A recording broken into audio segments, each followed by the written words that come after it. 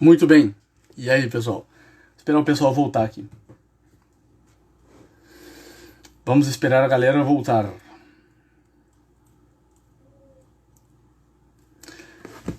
Muito bem, sejam bem-vindos. Vamos esperar o pessoal voltar aí. Eu reiniciei a live por conta da conexão. O pessoal tava falando que a conexão tava ruim. Tá?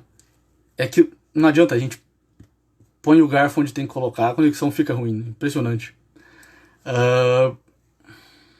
Agora vamos tocar. Tá? Esperar o pessoal chegando. Muito bem, isso aí. Show de bola. Né? Então, o que acontece? Eu tava contando aqui, o pessoal tá perguntando qual era o tema. Muito bem. Eu tô contando aqui a história da pornografia, tá? Eu tô contando aqui a história da pornografia. Vamos ver se vai melhorar agora, tá? Então, tudo começou com o Alfred Kinsey. Então, eu tô contando aqui pra vocês como que a pornografia não foi um negócio feito ao acaso. Tá? A pornografia não foi um negócio feito ao acaso. Ela foi toda pensada e arquitetada. Tá? Existem interesses por trás disso. Existem interesses econômicos, interesses de poder por trás disso. Tá? Evidentemente, quando o Kinsey lança os relatórios todos eles, né? O tema é mais ou menos esse, a história da pornografia. Quando o Alfred Kinsey lança os relatórios dele, tudo aquilo ali fundamenta toda a revolução sexual. Então, o Kinsey, inclusive, é considerado o pai da revolução sexual. Né? E, vamos dizer assim, as ideias que estão na tua cabeça hoje em dia, de que não, a masturbação é um negócio que faz bem, a masturbação é um negócio que, não, se eu não praticar, isso vai, sei lá, dar câncer de próstata, tudo isso aí, você não meditou sobre a origem disso, você não rastreou a origem disso. Se a gente for nos estudos do Kinsey, a gente vai ver as coisas absurdas que ele escrevia sobre esse problema. É um negócio impressionante. Né? Deixa eu ver se eu consigo pegar alguma coisa para vocês aqui. Olha só, para vocês terem ideia de quem era o Alfred Kinsey. Ele dizia o seguinte: os adolescentes, isso aqui são palavras do Alfred Kinsey, tá? Amigo íntimo do Hugo Hefner, tá? Que foi o fundador e o criador da Playboy, tá? E que foi, vamos dizer assim, a primeira manifestação da pornografia tal como nós conhecemos hoje, tá? São palavras, então, do Kinsey, estão ali nos relatórios do Kinsey. Os adolescentes devem ter a oportunidade de satisfazer as suas necessidades sexuais sem qualquer controle, para que possam ser os agentes da futura mudança social. Prestaram atenção nisso aqui? Eu vou ler de novo. Os adolescentes devem ter a oportunidade de satisfazer as suas necessidades sexuais sem qualquer controle, para que possam ser os agentes da futura mudança social. É óbvio, então, que por trás de todo o movimento, né, fundacional, vamos dizer assim, da pornografia, a partir da década de 50, né, no final da década de 50 ali, existe evidentemente um interesse de controle social muito grande. Se a gente vê, né, aí já é um outro livro, que é o livro do Pichirin Sorokan, A Revolução Sexual Americana, a gente vê ali o Sorokan logo acho que no terceiro ou quarto capítulo, isso é muito, muito importante, ele mostra como que toda a revolução sempre foi precedida, vamos dizer assim, de uma instigação da libertinagem sexual. Isso é uma coisa impressionante. Ele mostra assim, como é que você quebra uma sociedade no meio. Como é que você diminui, vamos dizer assim, a força de uma sociedade. E ele dizia, sempre foi através de uma instigação da libertação sexual total. Né? Então, a revolução sexual, que começou na década de 50, tá? Com o Kinsey ali publicando os primeiros livros na década de 40, 48, 53, são as datas ali dos relatórios do Kinsey. A revolução sexual, ela era, vamos dizer assim, ela é um elemento fundamental de controle, de dominação e de poder político. Quando o Sorokan, no livro dele, A Revolução Sexual Americana, ele mostra historicamente que isso sempre foi assim. No Império Romano foi assim. Como é que se destrói um Império Romano? Né? Você instaura o caos total na sexualidade humana. Porque, evidentemente, você vai ter depressão, você vai ter ansiedade, você vai ter falta de amor, você vai ter falta de unidade. Os homens vão ficar mais fracos, menos criativos. E, vamos dizer assim, vai ser muito mais fácil de você poder dominá-los intelectualmente. Então a revolução sexual, e aí entra, evidentemente, vamos dizer assim, a criação da pornografia tal como nós conhecemos hoje, tem um interesse político muito forte por baixo. O Hugo Hefner, então, cria a Playboy em 1953, tá? Lançando a Marilyn Monroe ali em dezembro de 53. E a Playboy ela entra em cena como um negócio muito requintado, né? A Playboy é na revista de gente muito alto padrão, então, né, aquilo dava uma sensação de que a Playboy, que a pornografia não era algo sujo, mas de que era algo, vamos dizer assim, né, moralmente elevado. Homens fazem isso. Ah, olha só, quantos caras não falam isso hoje, né? Homens fazem isso, homens veem pornografia, fumam charuto, bebem whisky e andam de BMW. É isso que homens fazem. Vocês estão entendendo? É isso que os homens fazem, né?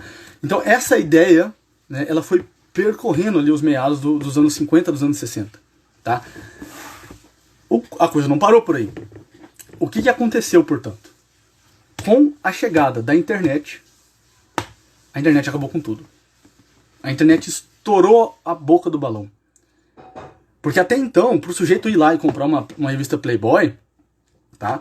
Ele tinha que sair de casa, ele tinha um alto custo de resposta, ele tinha que ir numa revista, né, numa banca de revista, colocar uma Playboy no meio do braço, se expor de algum modo, né? Tinha tudo aquilo ali.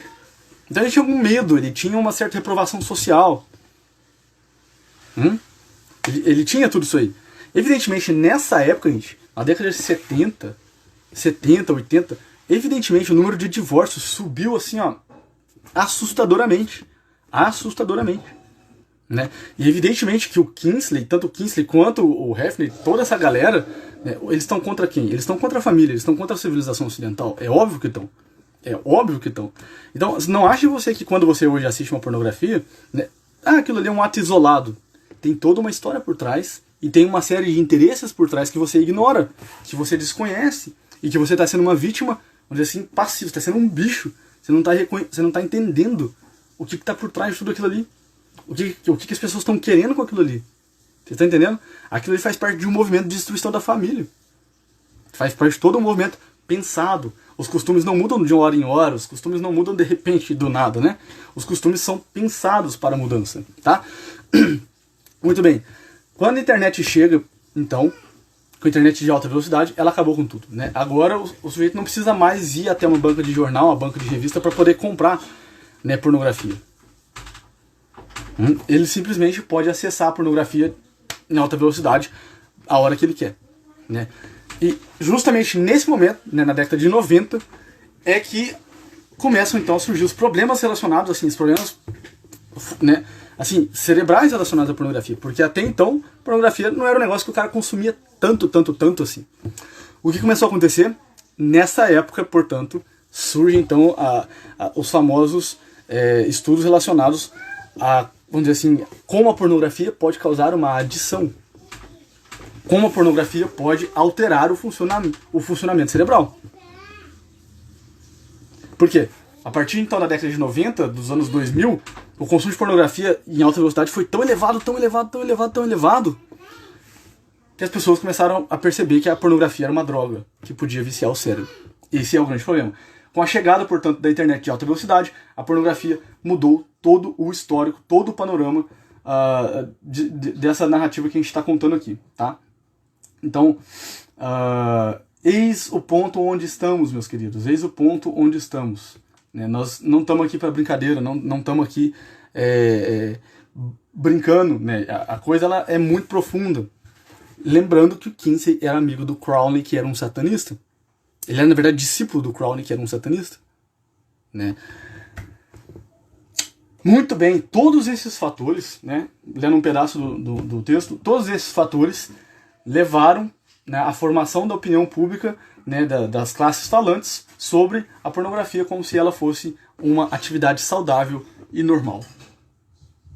Essa é a verdade sobre o mundo que nós vivemos hoje.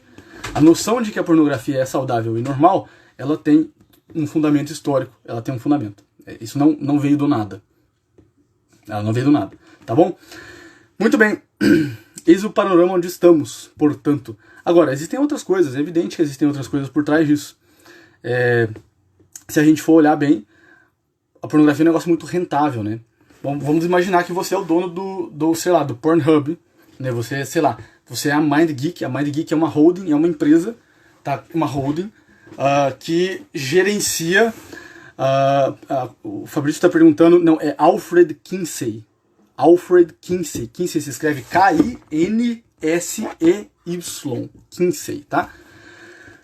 Vamos imaginar que você é o dono da Pornhub ou da MindGeek. A MindGeek é uma holding que administra, que tem alguns nomes fantasias de sites pornográficos. Então você tem o Pornhub, tem o Xvideos, tem o, sei lá, vários sites pornográficos e todos eles são gerenciados pela MindGeek.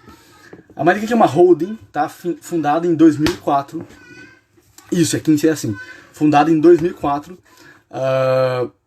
e que gere todos os sites pornográficos, os gratuitos, tá?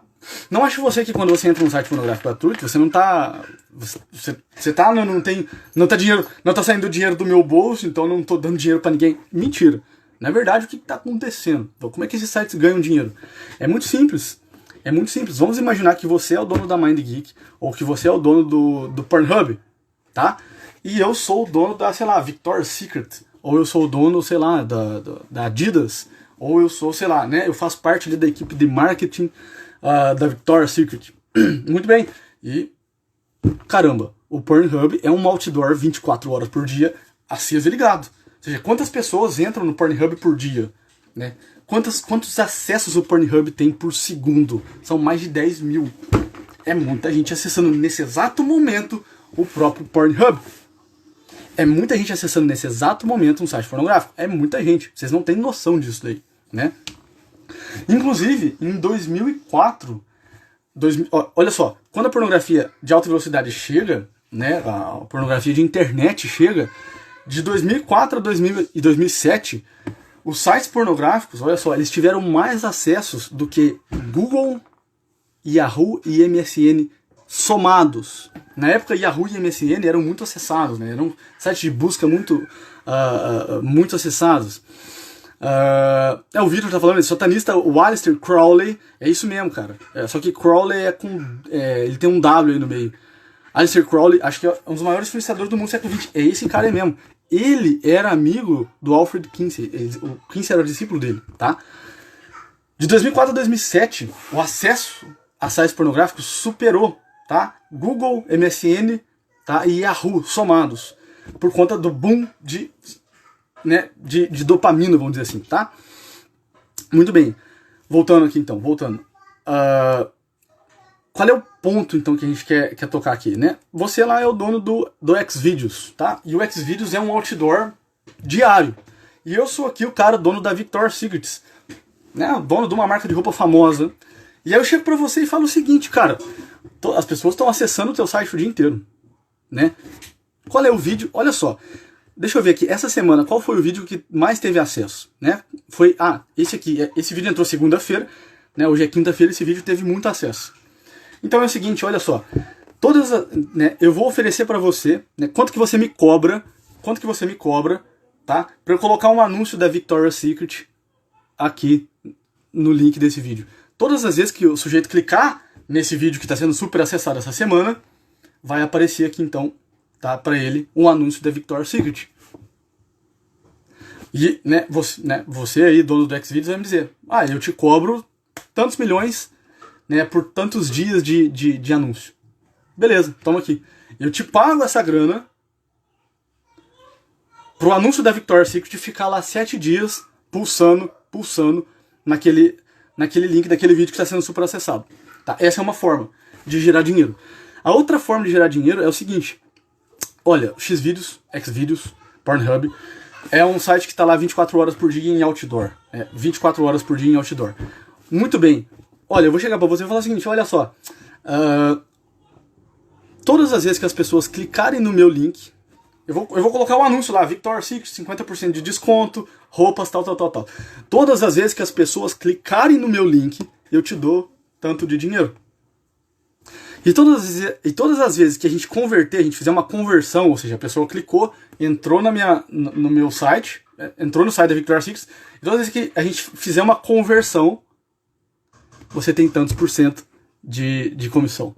Ou seja, se as pessoas comprarem da Victoria's Secret através do Xvideos, o Xvideos ganha 20, 30, 15, 10% por venda. Cara, se eu sou o dono da Victoria's Secret, que vende lingeries, é óbvio que eu vou querer que um site pornográfico sustente o meu anúncio. Eu vou ganhar muito dinheiro. Eu vou ganhar muito dinheiro. Eu posso não ganhar dinheiro com vendas. Mas eu tô simplesmente anunciando a minha marca ali, ó, o tempo todo. É assim. Essa é uma das formas que os sites pornográficos gratuitos geram dinheiro. É uma das formas que eles geram dinheiro. É óbvio que é assim. Tem lá todos. Agora, eu tenho da Victoria's Secret, eu tenho, sei lá, tenho de um remédio que aumenta o tamanho do pênis. Eu tenho um anúncio aqui, de um produto que vai aumentar o seu pênis em 7 dias se você tomar, fizer tal tratamento. Cara, de onde que você acha que surgiu aquele anúncio que tá ali? Você acha que foi o Xvideo que colocou? Você acha que foi o Pornhub que colocou? Foi alguma empresa farmacêutica que colocou aquilo ali.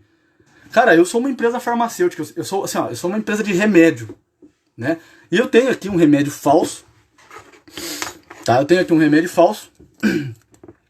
Que promete lá curar a ereção, ou promete aumentar o pênis, ou promete qualquer bobagem dessas coisas aí, tá? Qualquer bobagem dessas coisas aí. E, cara, onde é que eu vou anunciar o meu produto? Eu vou chegar no... Talvez o Xvideo seja quase inacessível, porque é muito distante, vamos dizer assim. Mas eu vou chegar para um site pornográfico menor, né? Eu vou conseguir contato com os assessores deles e vou oferecer para eles, falar assim, olha, quanto vocês cobram, né, por tantos dias para sustentar o meu anúncio no site de vocês. Simples assim.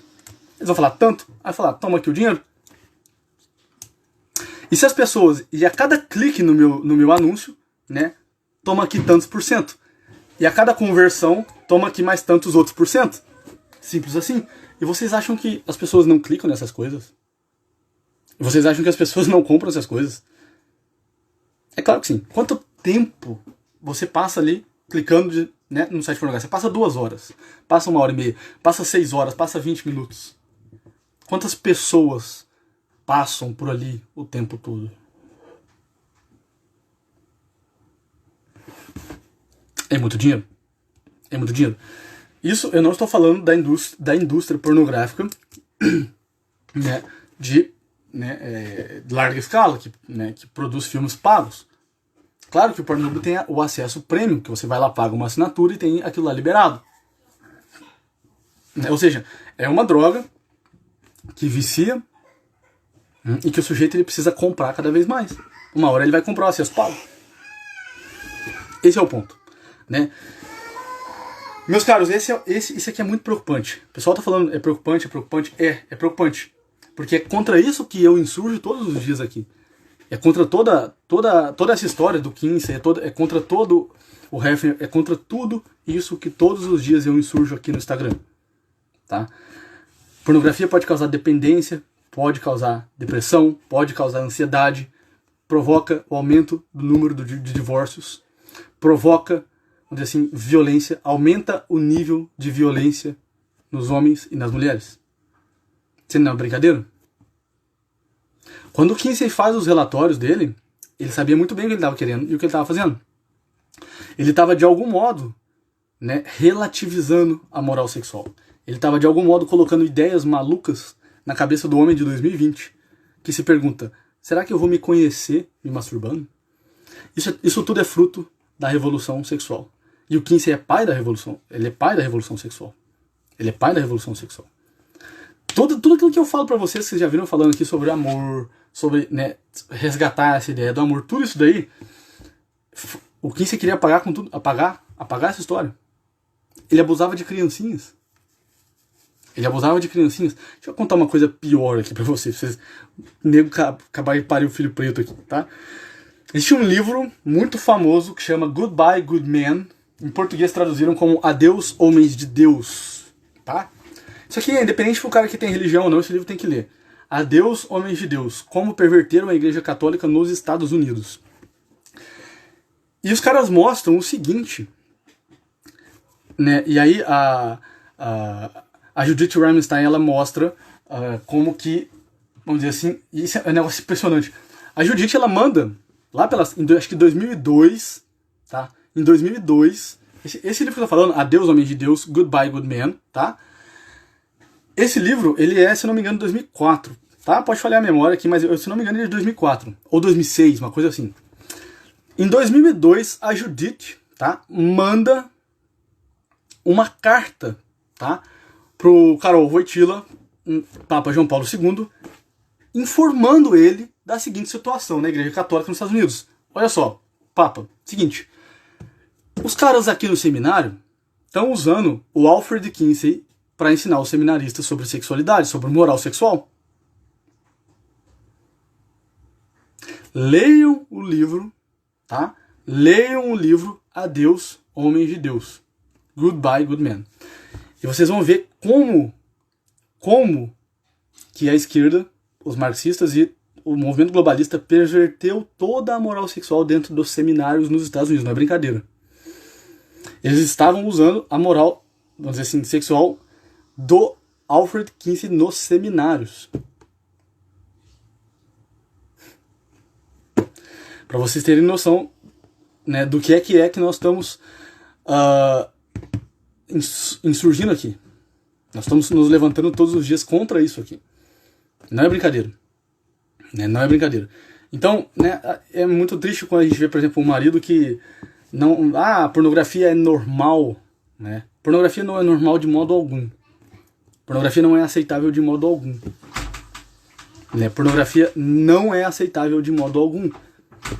Ela só pode destruir o teu relacionamento. Ela só pode te deixar mais isolado, te deixar mais deprimido, te deixar viciado, dependente. Você acha que a pornografia não faz mal nenhum porque você ainda tá com a mentalidade do Hefner na cabeça de que homens fazem isso. Mas isso foi pensado em 1953 e foi colocado na sua cabeça hoje. Você não está pensando com seus próprios miolos. Vocês não estão pensando com os seus próprios miolos.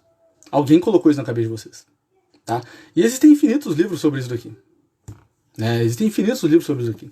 Leiam os livros que eu falo aqui. Pessoal, qual livro que eu posso ler? Eu falo, nego não lê nada. Leiam, gente. Leiam os livros. Leiam o livro do Pichirin, A Revolução Sexual Americana. Vocês vão ver tudo que eu tô falando lá, tá mais que documentado. Tá mais que documentado como que tudo isso aqui que eu tô falando, né, vamos dizer assim, um negócio intencional, tá? Daqui a pouco o Instagram vai bloquear minhas lives. Pessoal, perguntas. Vamos lá, vamos tirar umas dúvidas aqui. Eu nem sei que tempo que eu tenho de live já. Tá? Perguntas, eu quero ver as perguntas e os comentários de vocês aqui. O que vocês acharam dessa live que eu fiz aqui? Foi muito diferente, né? Bom, comentários. Eu quero saber, eu quero ouvir de vocês, eu quero saber qual foi a reação de vocês. Se vocês já sabiam dessas coisas. Se, sei lá, você tá aqui e de repente fala assim, mas eu achava que a pornografia era normal e agora eu não acho mais, né? Enfim, eu quero ouvir de vocês aí, tá? Horrível ver como o comunismo conseguiu atingir até mesmo o corpo humano, pornografia. Exatamente. Mas é exatamente isso. Como, né? E aí tem uma outra vertente, aqui, quem é que falou isso aqui? É o Hector Mateus. Mateus, tem uma outra vertente aqui que é do Herbert Marcuse. O Herbert Marcuse foi um sujeito da escola de Frankfurt, que ele mistura o marxismo com a psicanálise. E toda a ideia do marxismo, do Herbert Marcuse, é fazer exatamente isso. Né? É assim, ó, olha só, o corpo do ser humano não é um instrumento de trabalho mais, como pensavam os marxistas, mas é um instrumento de prazer. Né? O Marcuse ele faz essa revolução sexual, vamos dizer assim, dentro do próprio movimento esquerdista, marxista, comunista. Mas olha, tanto os comunistas, tanto o eixo, tá, comunista, marxista, quanto o eixo globalista, os dois perceberam o seguinte: se eu quero destruir uma sociedade, para eu dominar uma sociedade eu tenho que destruí-la. E para eu destruir uma sociedade, eu preciso... Olha só, não tem nada mais forte do que a pornografia para destruir uma sociedade. Não tem nada mais potente que isso. Eu vou enfraquecer todo mundo. Né? Só que, bom, eles ficam... Quem que pega o poder, né? Quem que pega o poder? É lá o eixo comunista ou é o eixo globalista? Eles ficam disputando entre eles, mas os dois sabem disso daqui. Os dois sabem que a instigação da moral sexual, né, corrompe a sociedade. Tanto que os grandões, eles não... Olha, os Rockefellers lá instauram lá o gaysismo, a putaria generalizada, tudo mais, mas a família deles Não, na família deles é hierarquia, tudo direitinho ali, ó. Não, eles não fazem isso entre eles. O traficante não consome a própria droga. O traficante não usa cocaína.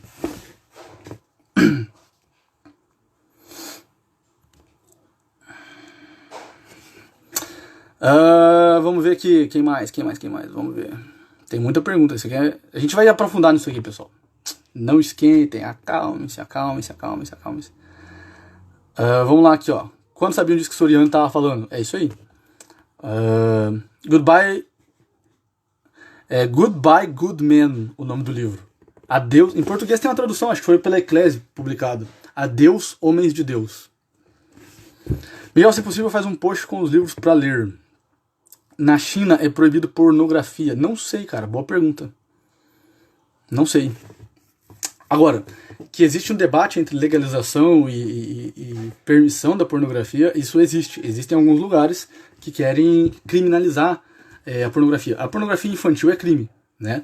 Mas olha, se o uso de droga é crime, né? Se você traficar droga e você, né, for usuário, já é crime.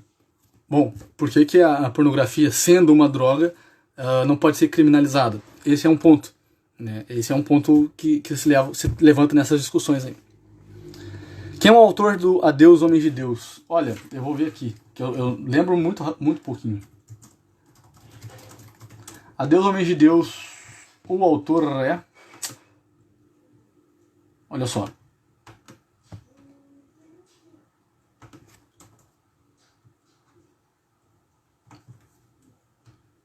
Adeus. Adeus, Homens de Deus é do Michael Rose, é verdade, tá? A tradução foi do Philippe Lesage, um colega nosso do COF. Ele mora em Portugal. Então, Adeus, Homens de Deus. Como corromper a Igreja Católica nos Estados Unidos. O livro é pesado, tá? Tem que ter estômago para ler, mas tem que ler. O autor é Michael Rose, tá bom? Indústria farmacêutica, mas indústria pornográfica, fórmula da iniquidade. É verdade. Tanto que, eu tô pra fazer mais lives aí com a Ana de Rosa e tudo mais, porque justamente nesse mesmo período é que entra o anticoncepcional em cena. Então, assim, eles entraram com o pé no peito do Ocidente, entraram com o pé no peito da nossa civilização mesmo. O anticoncepcional, mais a pornografia. Que casamento que você vai ter? Não existe casamento. Muito boa, incrível, cara. Como eu era burro. Todo mundo é burro, pô. Isso é normal. Chocado com a linha do tempo e os fatos que você relatou. Kay Grulat vai ter muito mais. A gente vai... Olha... É porque não dá. Aqui eu tô trazendo isso aqui pra vocês, mas vocês, né, eu sei que a gente teria que ler os relatórios do Kinsey, ler tudo isso aí. Ler muito papel. Né, ler tudo isso aí. Então, ler os livros da Kate Millett, por exemplo, a feminista política sexual, como que o movimento feminista utiliza do sexo como um instrumento político, né? E como que e tá tudo explicado ali, todas as intenções deles. Jonathan Souza, foi a primeira live que eu assisti sua, não sabia desses estudos. Muito bem, seja bem-vindo. Ana Cecília, como mudar a visão sobre uma mulher? Existe nossa tendência para esse lado da luxúria? Isso é muito simples, na verdade, é porque a pornografia viciou, né? A pornografia te condicionou, ela meio que te condicionou. Você precisa voltar a ver a humanidade das mulheres, né? Você precisa saber que ele tem uma pessoa humana, que tem sentimentos, que sofre, que tem angústias, que chora, e que, bom, pode ser uma prostituta, mas talvez ela não goste tanto de homem assim enquanto ela tá ali dizendo. Talvez ela não goste tanto de sexo enquanto ela tá ali falando. Talvez ela tenha horror de sexo. Talvez ela até diga que, não, eu gosto disso daí, mas talvez se ela tivesse tido uma outra formação, ela não diria, ela poderia estar fazendo uma outra coisa. O problema é que quando você acessa um vídeo pornográfico, você só vê a coisa chapada. Você só vê aquela imagem que está na tela. Você não vê nada que está por trás.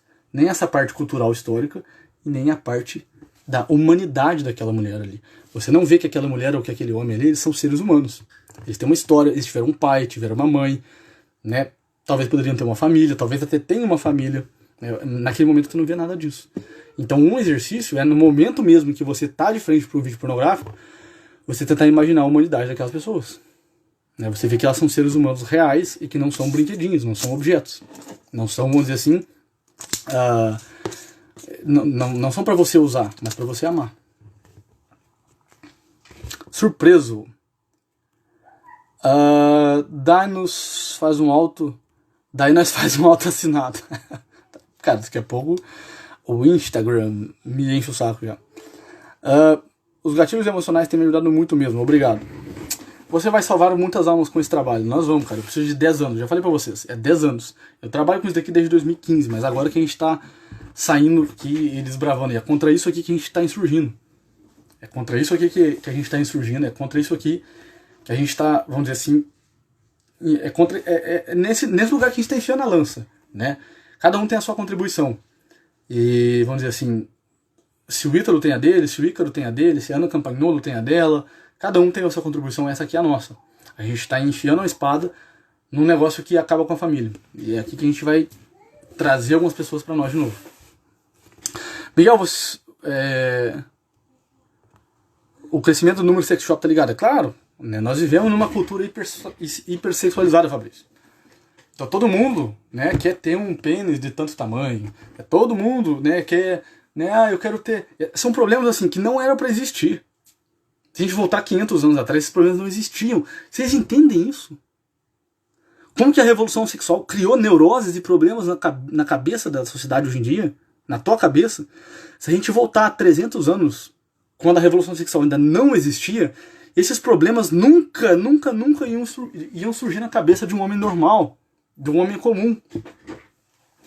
Né? Ele simplesmente tinha o trabalho dele, tinha os filhos dele, tinha a vida dele, ele tinha outros amores, outros problemas. O problema é que hoje em dia, todo mundo quer se transformar numa máquina sexual.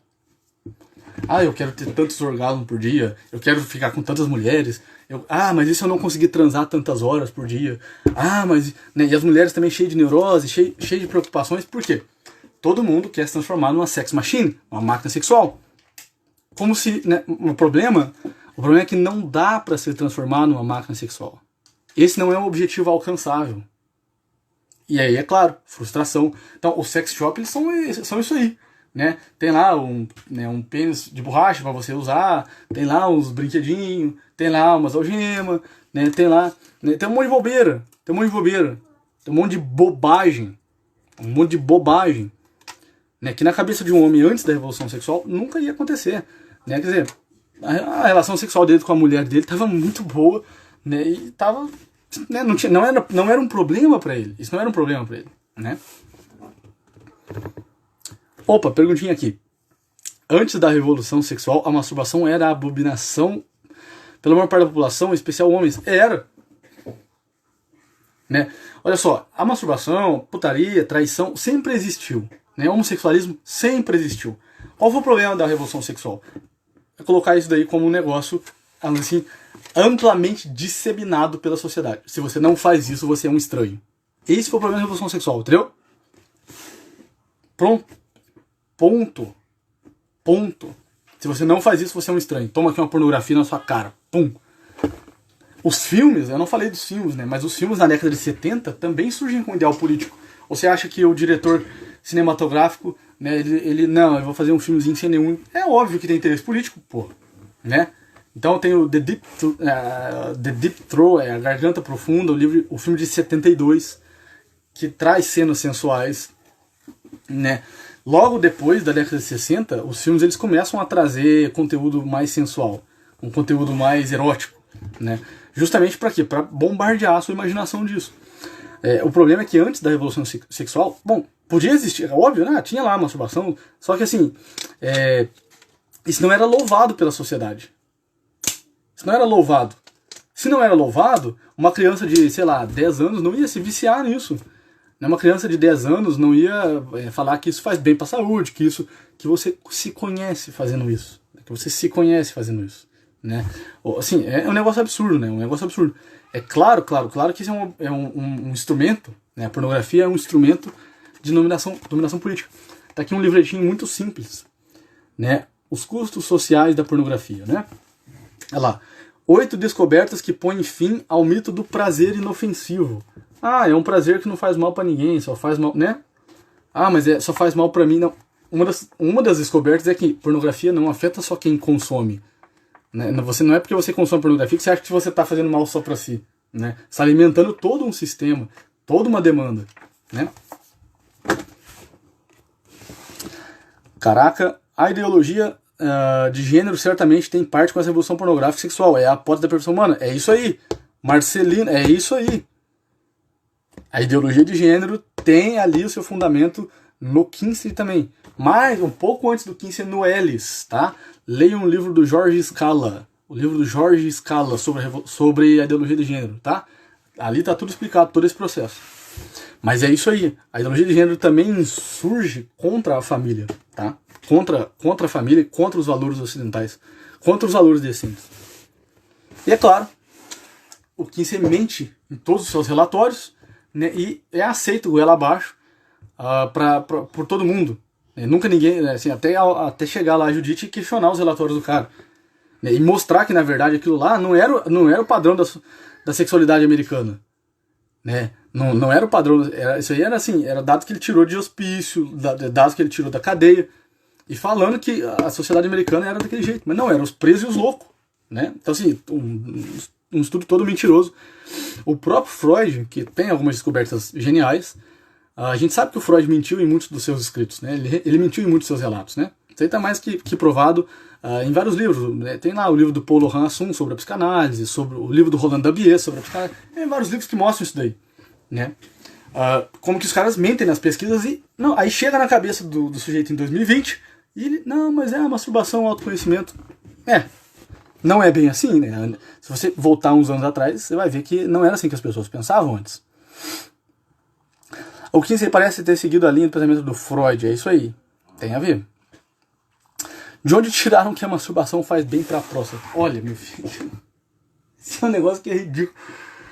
Se eu falar hoje na live aqui, sei lá, que álcool gel na testa, né, faz bem para diminuir a ansiedade, alguém vai passar álcool gel na testa. Você tá entendendo? É mais ou menos assim. Só que, olha só, aí tem um outro processo, que é o processo de, né, um processo muito comprido, que é o processo de fortalecimento da ciência moderna. Tudo hoje em dia que se fala em nome da ciência adquire um piso, né, assim, né, divino.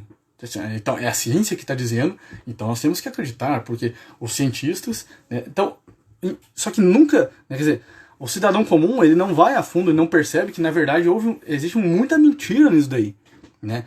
Existe muita mentira e a supervalorização da ciência, ela faz com que você acredite mais no que a tal da ciência diz do que, vamos dizer assim, naquilo que os teus olhos estão dizendo, aquilo que os teus olhos estão vendo.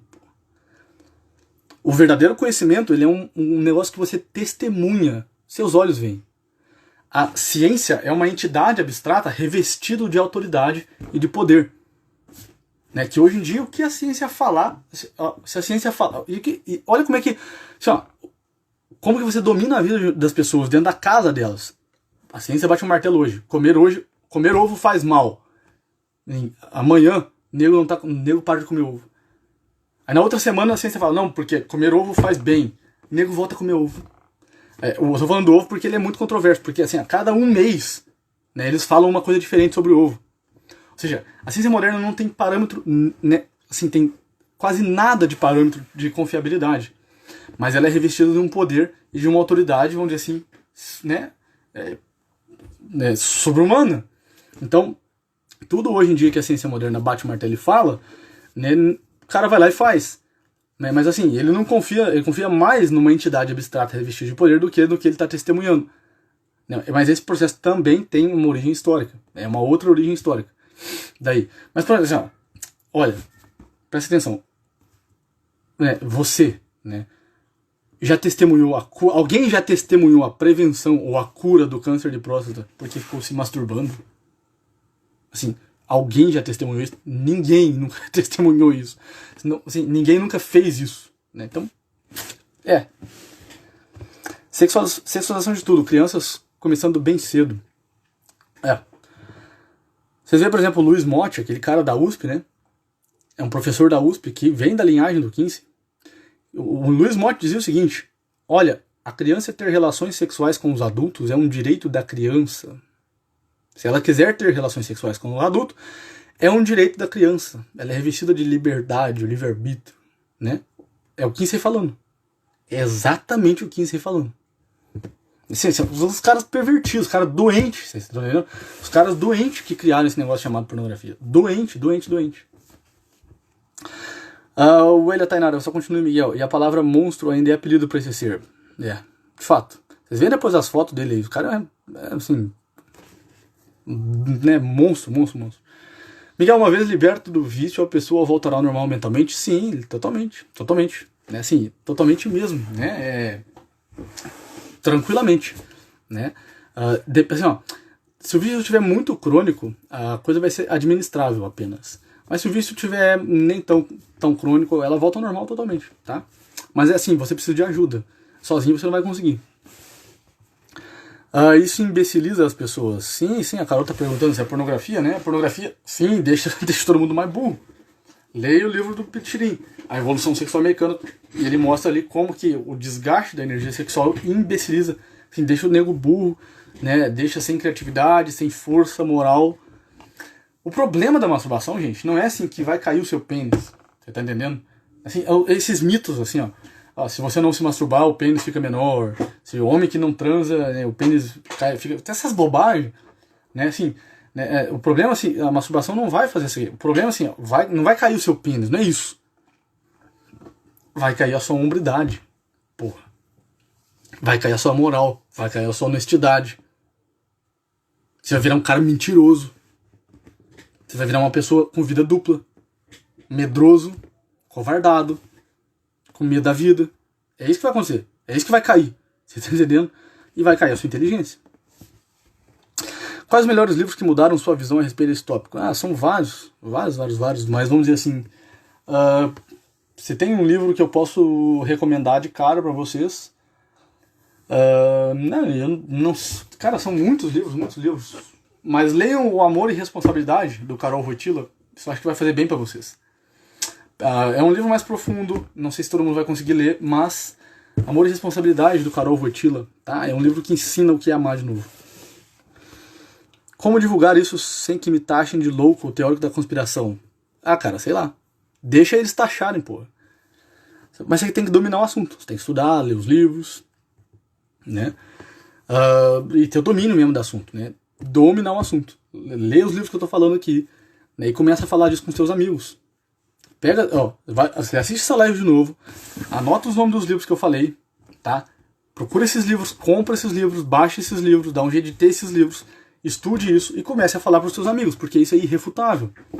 Né? Mostra, é porque não é o caso de uma live eu pegar o livro aqui e começar a ler trechos. Eu acho que não dá para fazer isso, não ficaria tão legal. Mas se eu fizesse isso aqui também ia ter um certo fruto, assim. Né? Às vezes nos stories eu coloco alguns trechos, assim, né? Dá pra colocar. Mas é isso que você tem que fazer. Você tem que falar sobre pornografia com seu marido com esses livros. Você tem que falar com pornografia, né, pros seus amigos com esses livros. Você tem que estar com a ciência debaixo do teu braço. Com a ciência que eu falo no conhecimento. Né? Você tem que estar com o conhecimento debaixo do seu braço. Se te falarem que você é teoria da conspiração, você manda a PQP. O nego não estudou e vem falar com a bobagem, né? É possível uma pessoa que diz não ter contato com a pornografia e ter o vício da masturbação? Sim. Algumas pessoas, o Vinícius pergunta, elas têm mais problema com masturbação do que com pornografia. E aí, nesse caso, a gente vê muita relação com a ansiedade. A masturbação tem muito a ver com a ansiedade, tá? Miguel, como perceber se a pessoa está curada? Você simplesmente não pratica mais e não precisa mais daquilo. Tá? Você encontrou novamente uma intimidade, o amor de verdade, e você não precisa mais daquilo, você agora consegue ver aquilo como um objeto científico, né? Um objeto você tem compaixão das pessoas por conta daquilo, e você tenta ajudar as outras pessoas a saírem daquilo, e né, você sente nojo daquilo e não pratica mais. É simples.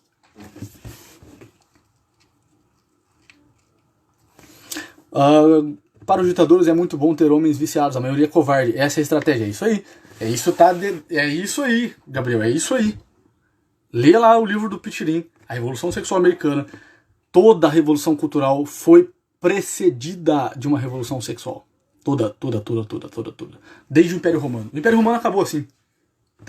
Acabou assim. Na Ucrânia foi assim. Lê no livro. Eu não vou ficar contando história aqui, tá? Eu não quero que você confie em mim. Quer que você vai lá conferir nos livros, tá?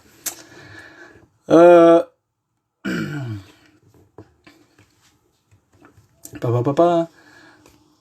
É necessário saber traçar um caminho de maturidade. Isso resolverá muita coisa na sociedade. É isso aí.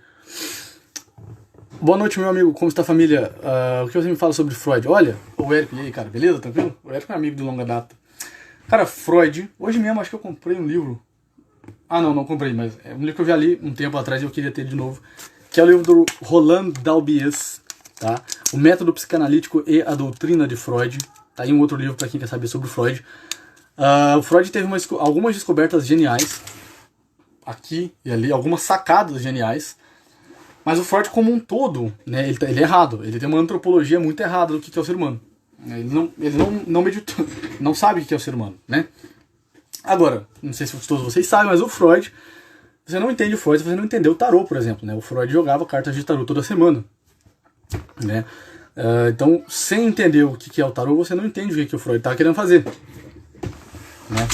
Por exemplo, se você não sabe como é que o Freud terminou a vida dele, você não entende a psicanálise freudiana. Como é que o Freud terminou a própria vida? Como é que acabou a vida do Freud? Alguém sabe? Suicídio, né? Freud se matou, né? Então, se você seguir assim, a psicanálise arrisca, né, esse é o fim. A Tati pergunta: nasce a revolução sexual, nasce também o homem chamado Karol Wojtyla. É isso aí? Não é um comentário, não é uma pergunta, mas é isso aí. Sabe de uma coisa muito séria. Quando eu tinha 13 anos, eu vi uma professora dizer que a masturbação era sadio e que os adolescentes deveriam fazer isso com frequência. Veja como eu estava errado. Simplesmente assim, ó, olha só, a gente tem que entender que essa sua professora e as professoras em geral, e os professores em geral, na década de 60, eles eram os adolescentes. Então, olha só, eles eram os responsáveis pela revolução sexual. Eles foram os primeiros a nascer num ambiente onde, não, você tem que se libertar das amarras da sexualidade reprimida e tudo mais, então vamos fazer putaria mesmo, e o prazer. Eles foram os primeiros. Então é muito fácil você arrumar uma justificativa para uma vida, né, uma vida onde você, vamos dizer assim, faz o que você quiser. É muito fácil, daí agora vamos, né? Só que eles não sabiam também. Essa professora, ela entrou no... De fato, o peixe não vê a água que está nadando. Sugestão: essa live deve ser divulgada, Soriane. É uma forma de mostrar às pessoas que o clique delas vai muito além do que elas pensam. Cara, é isso aí. É isso. O clique delas vai muito além do que elas estão pensando, cara. Muito, muito, muito, muito além. Tá?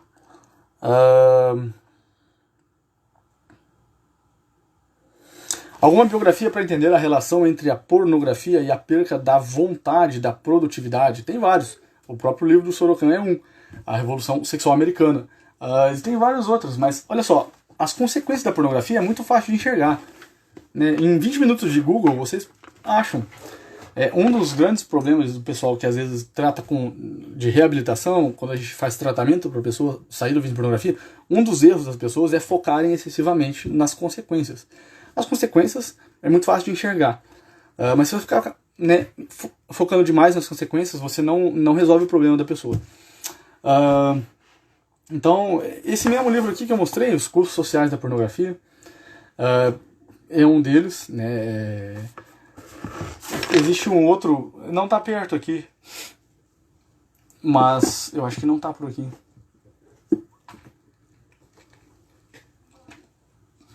Não tá. Bom, existe um outro livro que é o do Matt Fradd, The Porn Myth, o mito da pornografia, tá? Do Matt Fradd, tá? Esse também fala sobre isso. Mas, olha, procurem os artigos, tá? Da neurociência, tá? Leia, aqui tem um livro muito famoso também, que é o famoso, né, tão estimado Your Brain on Porn, o seu cérebro na pornografia, Your Brain on Porn, do biólogo Gary Wilson. Ficou muito famoso depois do curso do padre Paulo Ricardo, né? Ali ele tem o livro, e ali no livro ele tem, né, a cada página ele tem mais 30 referências. Então ali você tem todas as referências. Para os ditadores, é muito bom ter homens viciados, a maioria esse eu já respondi. Tem muita dúvida aqui, caramba. Pessoal, eu acho que é isso, eu vou ter que terminar essa live aqui. Tá? Tem muita pergunta. Soriane, como debater sobre a questão de que a masturbação é boa para o autoconhecimento? Muitos falam isso. Olha, eu acho que eu respondi essa pergunta aí pra cima aí. Né? Você tem que ter o conhecimento do assunto, você tem que ler os livros, tem que conhecer o assunto. Né? E olha, se o cara não quiser aceitar, bom, o problema é dele também fazer o quê? Né? A gente fala pra quem quer ouvir.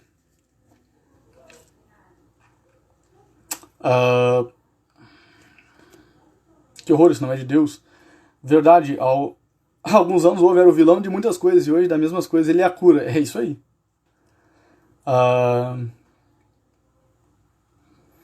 Muito bem, pessoal. Tem muitas dúvidas aqui, muitas perguntas. Acho que não vai dar pra responder todas. Nossa, tem muita pergunta.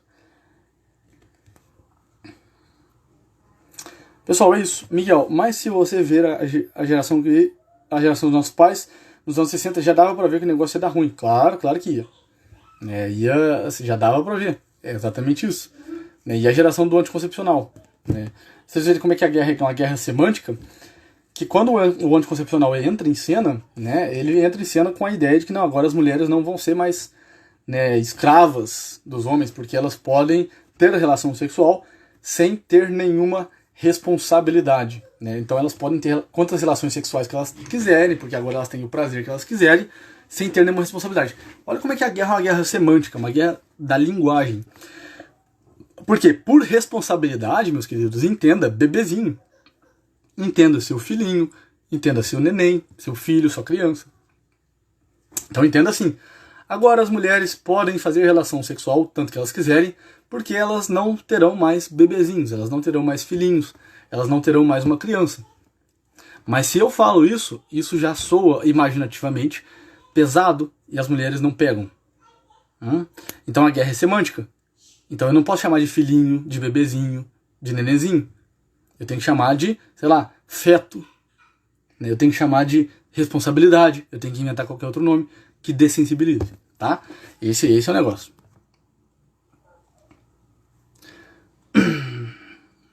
Seu professor viaja, nem sei o que esse cara tá falando aí.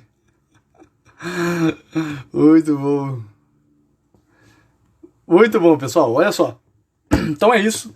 Tá? Printem essa live. Marquem aí @Miguel Soriani, que eu reposto nos stories. Tá? Vou repostar aí pra vocês. Vamos continuar falando sobre esse tema. Vamos continuar falando sobre isso daqui, tá bom? Nós não vamos parar nunca. Eu conto com vocês, eu conto com a força de vocês. E eu tenho certeza que, principalmente depois dessa live, muitos de vocês vão considerar antes de consumir pornografia. Considerar que existe toda uma história por trás disso. Considerar que não é só aquilo que você está imaginando.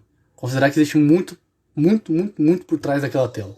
Considere toda essa live, considere tudo isso aqui que eu ensino para vocês antes de consumir. Tá bom?